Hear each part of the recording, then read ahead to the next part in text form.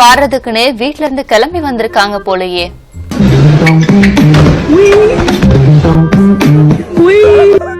பெரிய நடிகனா வருவாங்க போல இந்த பாப்பா. இப்பவே நல்லா நடிக்கிறான். கால்ல அடிபட்டிருக்க தனது உரிமையாளரை போலவே நடிக்கிற இந்த செல்ல பிராணிய பாருங்க.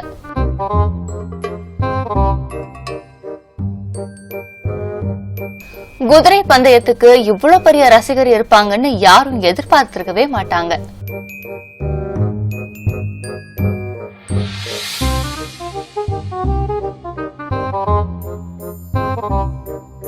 ஃப்ரீயா என்ன செல்ஃபி எடுக்க விடுறாங்களா பாருங்க.